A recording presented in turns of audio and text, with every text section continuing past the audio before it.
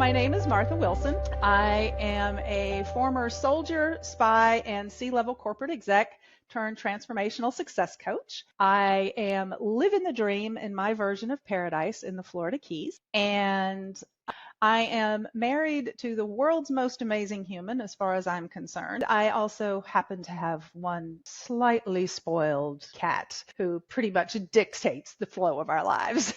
I don't think I would have even characterized it as a fear because I didn't know enough to be scared of it. I was just in this really bizarre, seemed bizarre to me, place where I had retired from my federal career. I had stepped away from the corporate assignment that was paying me generously, but I truly felt like I was selling my soul in the process. And we'd recently had some investment or an investment go seriously, painfully south and essentially wiped out my entire life savings. And at that point, I was 52. And I'm like, I don't know where to go from here. I've retired from my federal career. I have clearly figured out that the corporate gig is not my thing. And this little coaching business that I've been essentially piddling around with for at that point, like 6 years. Oh, by the way, also had a $50,000 credit card debt. So here I am. I'm like, I don't know how to generate more income. I've got this debt that I don't know how to pay off that I can clearly see is bleeding me to that point to the tune of like $4,000 a year in interest payments. And I don't know what to do. And I remember walking down the street after a meeting with the board of directors. And I remember just looking around thinking, this is my life. And this is what's going to be my life. And I'm like, if this is it, I don't want it. But I didn't know what to do from there. And a dear friend and mutual friend and mentor of mine at the time was hearing this pattern, and she's like, you know, Martha, what you need is somebody to actually help you build a relationship with money and figure out how to manage the money, because right now the money's managing you. So I found a YouTube video or two, and as I started listening, and I'm like, I need to learn from this woman. She's got a structure, she's got information, and at the same time, she gets it. She's not going to tell me to sell my soul to fix my money. She's not going to tell me to give up my life to fix my money, nor is she going to tell me that I have to go live in a box by the river until such time as I fix my money. Okay, so I had implemented my version of wealth pie. So I had that. That was actually part of what had gotten me to where I was, to be able to have $250,000 to invest poorly. So there's something.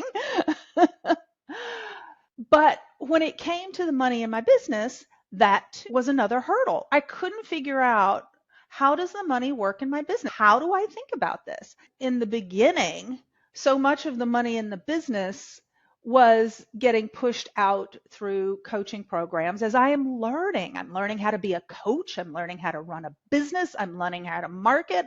I'm learning how to put my stuff online. I'm learning how to, learning. I talk vertical learning curve here. I had developed this habit of all of the money that came into the business stayed in the business, as did Martha's personal funds. I remember the day that I was going through the assets, liabilities, income, and expenses lesson in FFU, and having this like whack on the head moment when I was like, right now my business is a liability. I need to do something about that. Something needs to shift. And that sort of lit a fire under me to figure out, okay, something's got to change here. Either the business becomes an asset, or I put a bullet in it, one way or the other. And it was kind of a come to Jesus moment. And then that, of course, opened up the question, all right, so what has to be true in order for my business to become an asset? And things sort of unfolded from there. One of the things that did unfold was also beginning to look at, what do I do with the money when it comes into the business? Because having it be invisible money was part of what had that business be a liability. Like, all right, let me get my head wrapped around income, expenses, assets, and liabilities. And it started with, all right, let's just get really clear with what's actually happening here. So tracking the expenses, taking the opportunity to do the squeeze the juice, just to see where am I bleeding out for stuff that I don't care about, that I didn't even notice. So then the next parts of it were, okay, so let's take a look at what do I need to feel confident, to feel protected. Even before we get a step before that, looking at the financial freedom number, to actually looking at what is the minimum that I would take to survive and be okay. So from that place, that was what allowed me sort of slow the train just for a second, take a look at my business, my life overall, my relationship with the money. What I now think of it as every single dollar that walks into my life is part of my team. It deserves a job description. It deserves the freedom to engage in that job description per the team it was assigned to. And it deserves appreciation for the work that it's doing there. And understanding the different roles that each dollar is intended to play.